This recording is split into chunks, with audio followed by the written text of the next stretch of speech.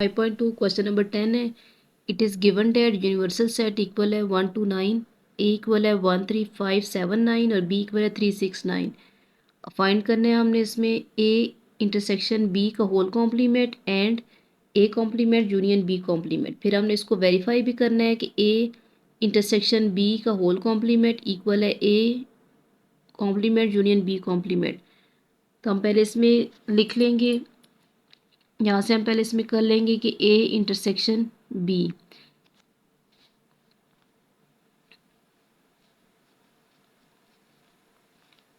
Whole complement तभी इसका निकलेगा जब हमें ए इंटरसेक्शन बी का आंसर मालूम होगा। तो पहले हम ए इंटरसेक्शन बी को फाइंड करेंगे।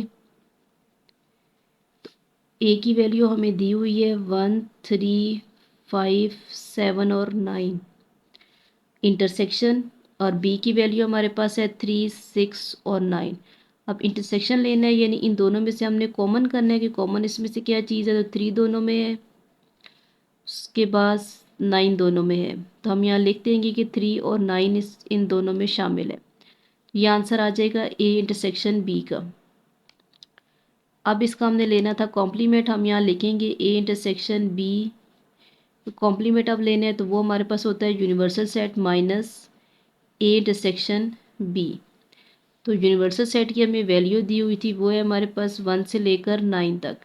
तो 1 2 3 4 5 6 7 8 और 9, साथ में हमने माइनस लगाना है। उसके बाद हमने ए इंटरसेक्शन बी का आंसर लिखना है कि ए इंटरसेक्शन बी का आंसर कितना है। तो वो हमारे पास आया है 3 और 9, क्योंकि 3 और 9 इसमें कॉमन आ रहे थे। तो हम यहाँ पे लिख लेंगे 3 9। अब इसको माइनस करना है तो 1 इसमें है लेकिन बी में शामिल नहीं है, हम यहाँ लिख लेंगे 1। 2 भी इसमें नहीं है, हम 2 को भी लिखेंगे। 3 दोनों में है, वो नहीं लिखेंगे। उसके बाद 4 5 6 7 8 इसमें नहीं है, हम वो सारे नंबर यहाँ लिख लेंगे। 4 5 6 7 और 8, और फिर 9 दोनों में है तो 9 को हम नहीं लिखेंगे। तो ये हमारे पास आंसर आएगा ए इंटरसेक्शन बी कॉम्प्लीमेंट। अब हमने इसमें के बाद फाइंड करना है ए कॉम्प्लीमेंट अलग से फाइंड करना है और साथ में है बी कॉम्प्लीमेंट। तो हम यहाँ पे लिखेंगे ए कॉम्प्लीमेंट इक्वल है। अब ए कॉम्प्लीमेंट जब फाइंड करना है तो हम करेंगे यूनिवर्सल सेट माइनस ए। तो यूनिवर्सल सेट हमारे पास है 1 से लेकर 9 तक वैल्यू लिखी हुई है उसमें।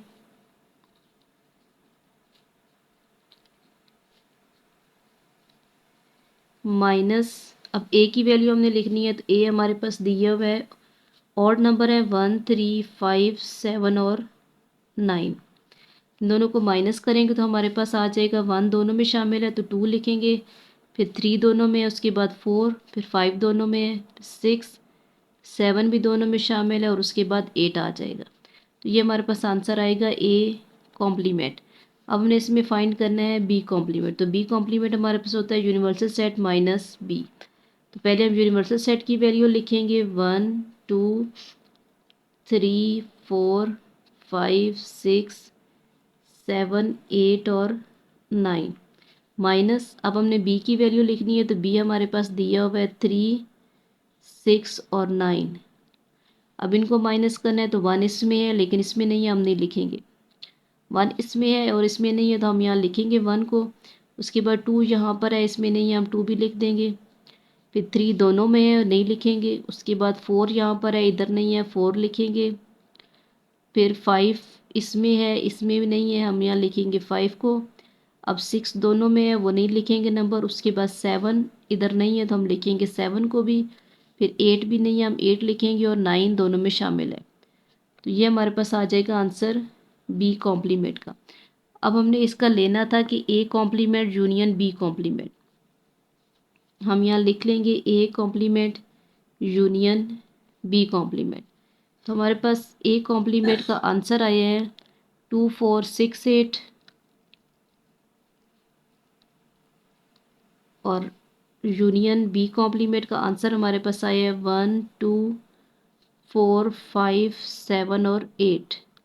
अब दोनों का हमने यूनियन लेना है तो यूनियन में हम इकट्ठा करके लिख देंगे। तो हम लिखेंगे तरतीब से यहाँ से 1 फिर 2 4 5 6 7 और 8।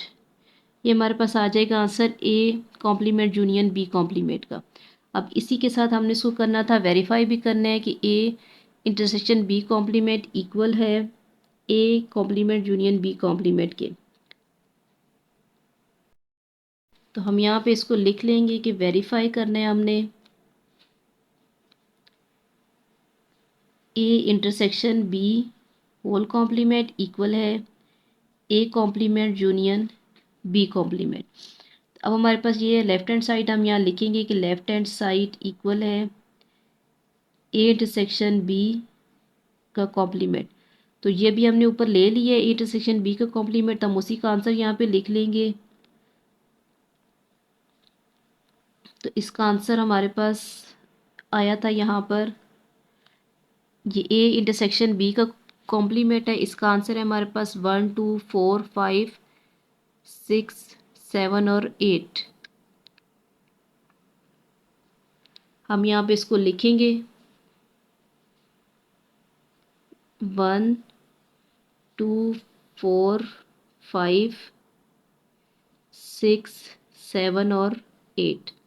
अब दूसरा हमारे पास है कि A complement union B complement हमने लेने हैं। तो ये हम यहाँ लिखेंगे राइट हैंड साइड इक्वल है A complement union B complement. अब इसकी भी वैल्यू हमने यहाँ पे फाइंड की हुई है A complement union B complement की। तो इसका आंसर हमारे पास यह आया था 1 2। हम यहाँ इसको देख के भी लिख लेंगे 1 2 4, फिर है 5 6 और लास्ट में है 7 और 8। अब इस क्वेश्चन को हमने करना था कि वेरीफाई, यानी ये इक्वल है कि नहीं है। तो हमारे पास जो लेफ्ट हैंड साइड का आंसर है वो है 1 2 4 5 6 7 8, और राइट हैंड साइड का आंसर भी है हमारे पास 1 2 4 5 7 8।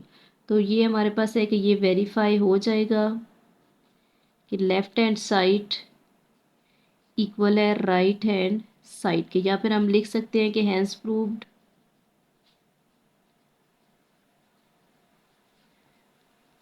लेफ्ट हैंड साइड इक्वल है राइट हैंड साइड।